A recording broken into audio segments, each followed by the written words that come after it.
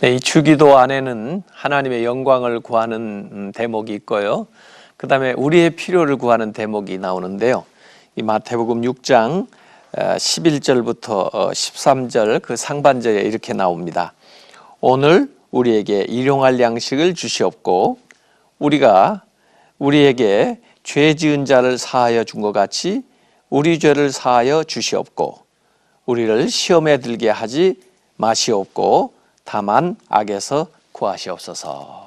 해서 여기 우리를 위한 기도에는 세 가지 요소가 들어가 있습니다. 근데 지난 시간에 하나님의 영광을 구하고 그 다음에 이렇게 우리의 필요를 구하는 건데 그 십계명에서도 우리가 공부할 때 보신 것과 같이 하나님과 관련되어 있는 그 계명들이 앞에 나와서 하나님 사랑, 그 다음에 뒤에는 이웃들 또 우리의 삶의 일상생활에 필요한 계명들이 나와서 이웃 사랑을 통해서 그걸 완성해 나가는 건데 사실 그 십계명처럼 이 주기도도 우리가 그의 나라와 그의 하나님의 영광을 구하고 그 다음에 이 세상에 필요한 구체적인 것들을 하나님께서 채워주시도록 구하는 이런 순서로 가치의 우선순위에 따라서 이렇게 구하고 있는 것을 우리가 발견하게 됩니다. 자, 우리의 필요를 구하는 이 세 가지 기도를 한마디로 얘기하면은 자녀다운 삶을 위해서 구한다 이렇게 볼 수가 있습니다. 앞에 나오는 세 가지는 하나님의 영광을 위해서 구했다면 여기 오늘 얘기하려고는 이 세 가지의 간구는 자녀다운 삶을 살기 위해서 필요한 것들을 구하고 있어요. 우선 우리가 하나님의 자녀다운 삶을 살려면 일상생활에 필요한 거, 일용할 양식 이런 것들이 있어야 되겠죠. 그래서 우선 그 간편한 삶을 구하고 있고요. 그 다음에 하나님과도 평화하고 또 다른 사람들과도 서로 화평한 삶을 살아야 되겠죠. 그래서 이 평안한 삶을 구하는 것이 나오고요.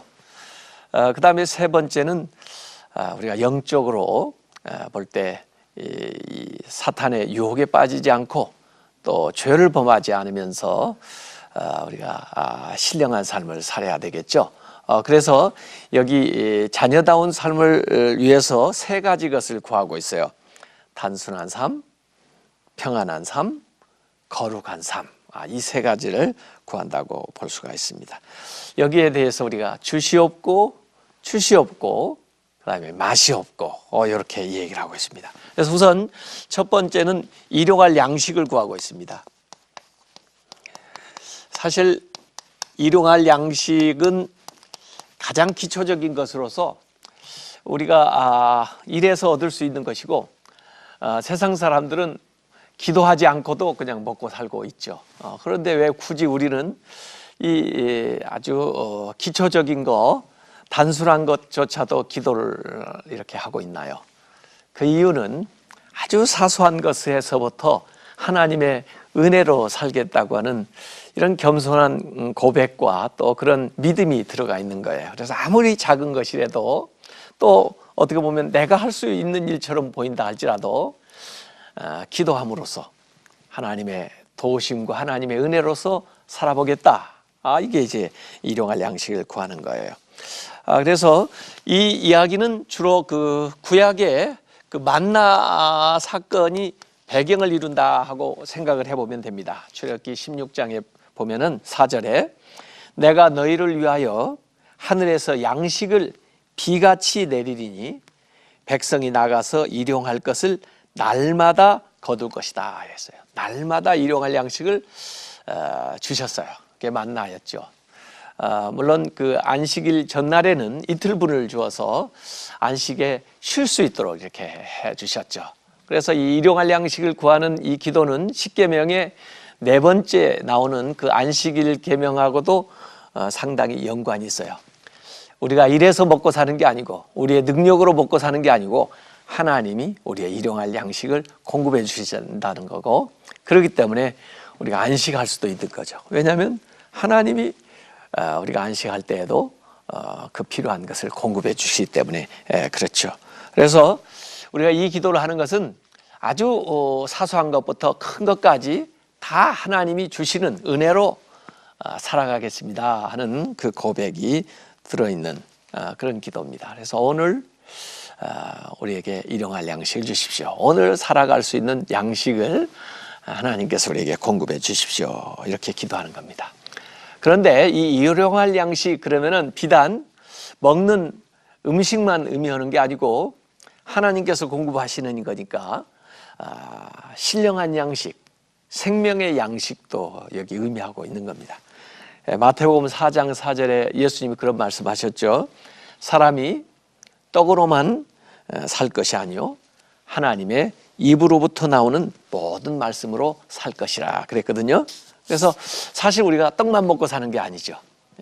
하나님이 주시는 신령한 양식을 먹고 살아가는 것이기 때문에 우리가 이 기도를 할 때는 일세상에 이 필요한 물질적인 것도 그렇지만은 영적인 양식도 저희들에게 공급해 주십시오. 그런 뜻이 들어있고요.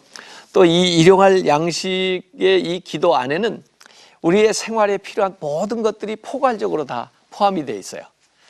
이를테면 건강 또는 행복한 가정, 또 자녀들이 잘 되는 거, 그리고 우리가 경영하는 사업이 또 형통하는 거, 또 우리가 신앙생활하는 교회가 은혜 중에 잘 이렇게 믿음 안에서 교제하면서 나아가는 거, 또 우리가 살고 있는 이 나라가 안정적으로 평화롭게 정의롭게 나아가는 이런 우리 삶에 필요한 모든 것들, 이것들이 갖추어져야 일상생활을 제대로 할 수가 있으니까요. 일용할 양식을 구하는 기도 안에는 그 모든 것들이 다 포괄적으로 들어있다. 이런 마음 또 이런 믿음으로 우리가 기도를 해야 되겠습니다. 더구나 이 일용할 양식을 구할 때 나에게 일용할 양식을 주옵시고 그러지 않고 우리에게 일용할 양식을 주옵시고 이렇게 기도했잖아요. 그렇죠? 그래서 이 공동체를 위한 기도가 들어있다 이렇게 생각을 해야 됩니다. 만약에 제가 하나님의 은혜로 먹고 쓰고 사는데 문제가 없다면 그러면 이 기도는 빼고 해야 되나요? 우리에게 일용할 양식을 주옵시고 난 먹고 사는데 문제가 없는데 그러면 그 기도는 나한테 의미가 없는 건가요? 아니죠. 이 공동체를 위한 기도이기 때문에 혹시 여유가 있어서 먹고 사는 문제가 없는 분이라 할지라도 우리에게 일용할 양식을 주옵소서라고 기도할 때에는 내가 먹는 문제를 떠나서 다른 사람을 먹이는 차원에까지 나아가야 되죠. 그래서 이 세상에는 정말 일용할 양식 때문에 어려움을 겪는 우리 이웃들이 많이 있거든요. 그래서 이 기도를 할 때는 그들을 돕겠습니다. 그들과 더불어 살겠습니다. 라고 하는 그런 약속 또는 그들에 대한 책임 의식을 우리가 가지고 이 기도를 해야 되는 거죠. 그래서 일용할 양식을 주옵소서라는 이 기도는 하나의 그 청원일 뿐만 아니라 뭘 달라고 하는 또 다른 면에서 보면은 서약이 되겠어요. 내가 어려운 사람, 또 가난한 사람, 힘든 이웃들을 도와서 더불어 함께 살겠습니다 하는 그런 약속이 이제 들어가 있는 기도라고 생각을 하면 됩니다. 그래서 이 기도를 제대로 하려면 제가 그 간편한 생활, 단순한 생활 그 얘기를 했는데 우리 기독교 신앙에 있어서 참 중요한 게 이 심플 라이프, 간편하게 살아가는 거. 좀 가능하면 삶을 조금 정돈해가지고 너무 분주하지 않게 너무 복잡하게 벌려놓지 않고 이 심플하게 사는 게 중요한데 이렇게 심플하게 살지 못하면요 어떻게 되냐면 신풀하게 된답니다. 죄로 가득하게 된다는 거예요. 그래서 우리가 영적인 삶에서 참 중요한 게 이 단순하게 살아가는 거, 좀 삶을 정돈해서 살아가는 그런 방식을 해 나가는 것이 참 중요하다 이런 겁니다.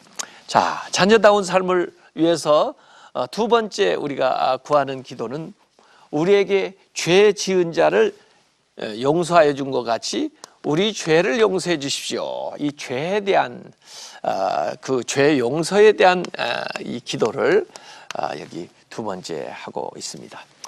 그런데 이제 성경에서 가만히 보면요, 이 죄하고 뭐하고 비슷하게 많이 표현돼서 성경에 나오냐면 이 빚하고 주로 많이 비교해서 얘기를 해줘요. 그래서 죄 용서 받는 것을 빚을 탕감해 주는 식으로. 그래서 구약에 보면은 주로 그 희년이라는 제도가 있었거든요. 이 50년째 되면은 안식년 7년을 47번 반복해서 49년, 그리고 50년째가 되면 이제 주빌리 희년이라고 하는데, 이 면제년이라고 그래요. 빚진 사람들이 빚을 탕감받고, 심지어 종이 되었던 사람이 그다음에 자유롭게 되고, 또 다른 사람에게 양도했던 땅도 자기에게 돌아오고, 이 희년, 이게 이 빚을 탕감받는 것이거든요. 이게 사실은 어느 정신에서 나오느냐, 이 죄를 용서해 주시는, 하나님께서 예수 그리스도를 통해서 우리의 모든 죄를 십자가에서 용서해 주시잖아요. 그래서 희년의 진짜 정신은 예수 그리스도죠. 예수 그리스도의 십자가에서 이제 드러나는 건데, 여기 이제 죄 용서에 대한 기도를 여기 하고 있습니다. 그래서 우리의 죄를 용서해 달라고만 얘기하지 않고, 우리가 우리에게 죄 지은 사람을 용서해 준 것 같이, 그래서 여기에도 하나님에게 죄 용서를 구할 뿐만 아니라 다른 사람의 죄도 용서해 주겠다 하는 그런 각오가 거기에 들어가 있죠. 그러니까 여기에도 역시 이 청원과 서약이 들어가 있는 거예요. 내 죄를 용서해 주세요. 또 저도 다른 사람의 죄를 용서해 주겠습니다 하는 이게 나와 있습니다.